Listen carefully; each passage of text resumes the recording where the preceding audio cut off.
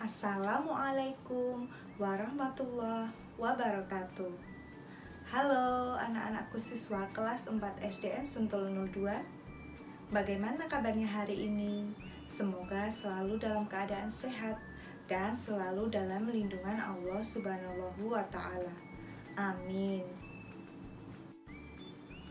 Anak-anakku siswa kelas 4, pada pembelajaran kali ini kita akan mempelajari materi matematika yaitu FPB dan KPK dalam soal cerita. Tentunya anak-anak masih ingat kan apa itu FPB dan KPK? Pada kesempatan kali ini, kompetensi dasar yang akan dicapai yaitu menyelesaikan masalah yang berkaitan dengan FPB dan KPK dalam kehidupan sehari-hari. Sehingga anak-anak diharapkan mampu menyelesaikan masalah yang berkaitan dengan FPB dan KPK dalam kehidupan sehari-hari. Anak-anak, mari kita lihat contoh soal cerita berikut ini. Dapatkah kalian menyelesaikan soal tersebut? Nah, untuk lebih jelasnya, mari kita simak video penjelasan Ibu Sekar.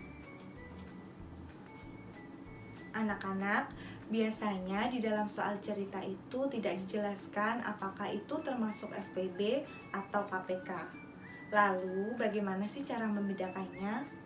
Cara membedakannya kita lihat pada soal yang ditanyakan apa. Jika di dalam soal yang ditanyakan waktu, kita bisa menggunakan KPK.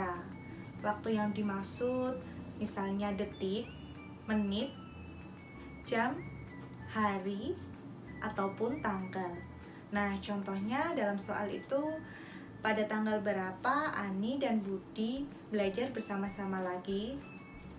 Iya, biasanya itu di dalam soal juga ada kata kuncinya.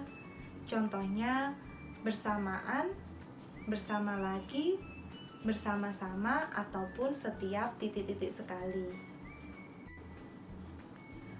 Sedangkan jika yang ditanyakan dalam soal itu jumlah, maka kita bisa menggunakan FPB. Jumlah yang dimaksud itu bisa jumlah orang, jumlah buah, atau jumlah barang yang lainnya. Selain itu, anak-anak biasanya itu ada kata kuncinya.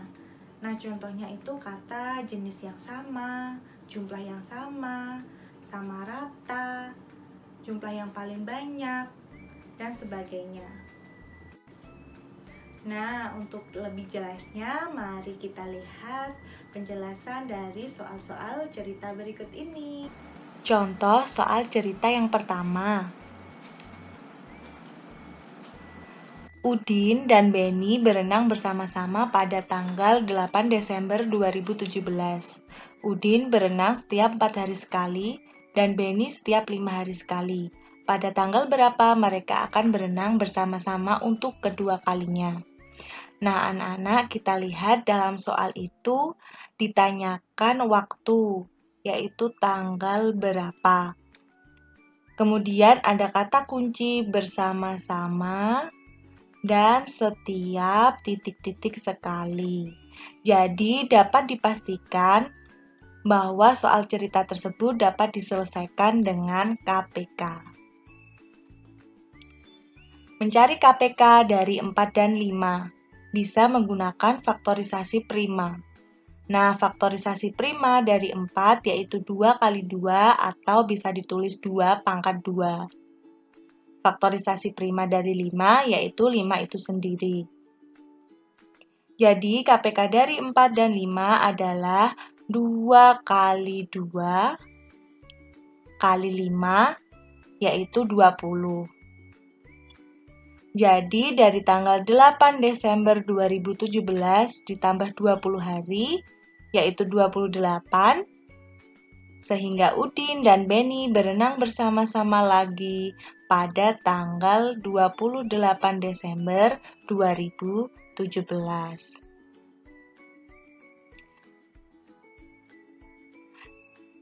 Sekarang kita lanjut soal cerita yang kedua.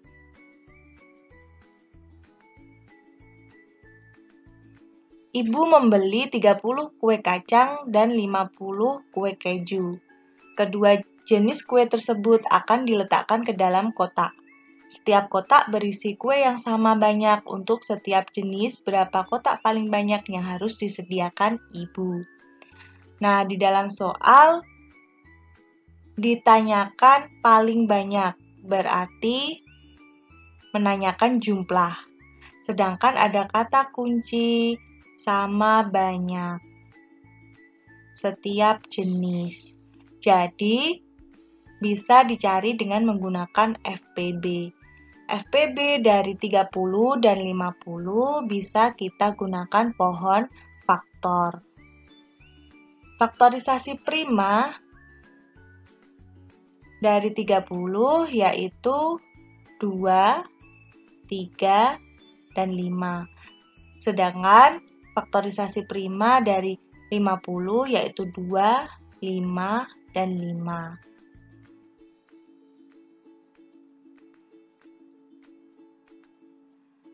Nah, untuk mencari FPB dari 30 dan 50 adalah angka yang sama, yaitu 2 dan 5, dengan pangkat yang terkecil, yaitu 2 kali 5 sama dengan 10. Jadi, kotak yang paling banyak yang harus disediakan ibu adalah 10. Anak-anakku siswa kelas 4, bagaimana setelah menyimak video penjelasan dari ibu? Semoga anak-anak bisa paham ya. Nah, mari kita ulas kembali materi yang sudah kita pelajari. Jika di dalam soal cerita ditanyakan waktu, maka kita bisa menggunakan KPK. Tetapi jika di dalam soal menanyakan jumlah, maka kita bisa menggunakan FPB. Demikian materi FPB dan KPK dalam soal cerita yang Ibu Sekar sampaikan. Semoga dapat membantu anak-anak memahami materi tersebut. Pesan Ibu, tetap selalu semangat belajar dalam keadaan apapun. Belajar bisa dilakukan di mana saja, kapan saja, dan dengan siapa saja. Selain itu, tetap patuhi protokol kesehatan 5M. Memakai masker, mencuci tangan dengan sabun dan air mengalir, menjaga jarak, menjauhi kerumunan, dan mengurangi mobilitas.